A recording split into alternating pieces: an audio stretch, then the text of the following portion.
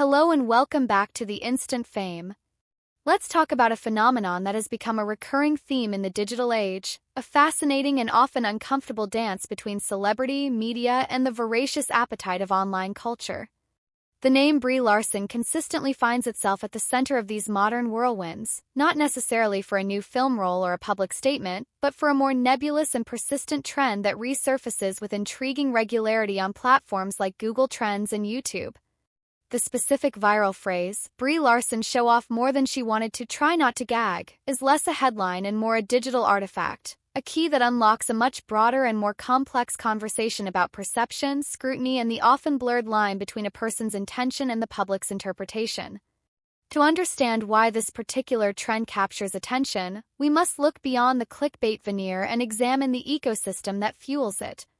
This isn't about a single incident or a specific red carpet moment. It's about a sustained narrative woven from countless fragments of video content, social media commentary, and algorithmic amplification.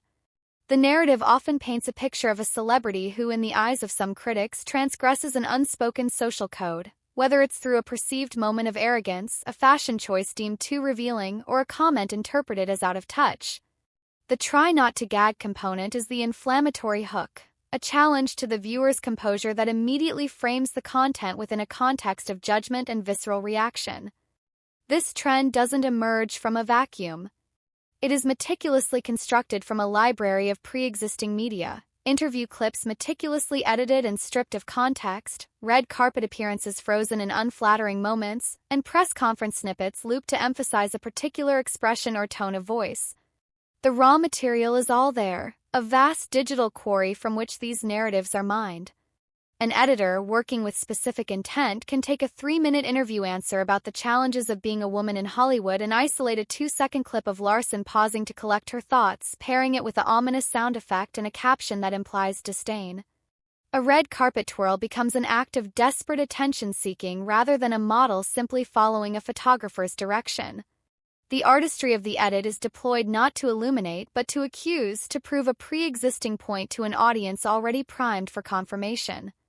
This process is a hallmark of the modern content creation machine, where engagement is the ultimate currency and moral outrage or schadenfreude are among its most valuable denominations.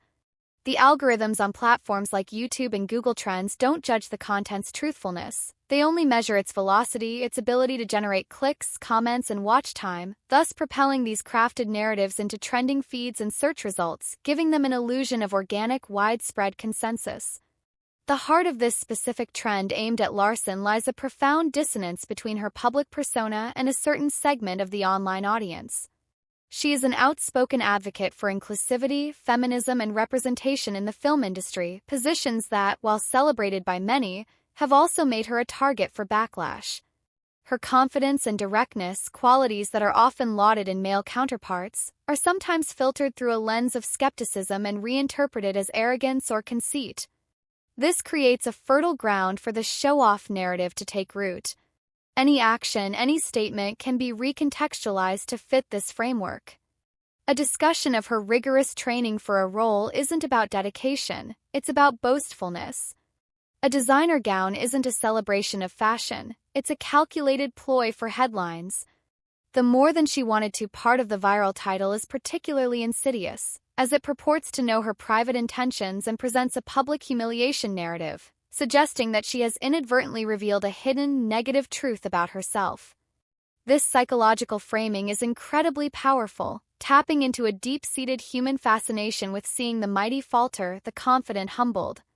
Transforms passive viewing into an active, almost participatory act of judgment. What is often lost in this digital storm is any sense of proportion or reality. The sheer volume of content makes the critique appear monolithic and overwhelming, yet it often originates from a relatively small but highly vocal corner of the internet.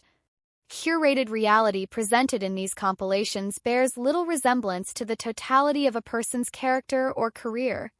It is a caricature, a funhouse mirror reflection designed to provoke a specific response. For every edited clip suggesting aloofness, there are hours of unedited footage showing engagement and warmth. For every fashion choice framed as a misstep, there are countless others celebrated by critics and fans alike. The narrative is selective by design, choosing evidence that supports its thesis and discarding anything that contradicts it. This is not unique to this individual. It is a template that can be and is applied to numerous public figures, particularly women who occupy spaces of power and express strong opinions.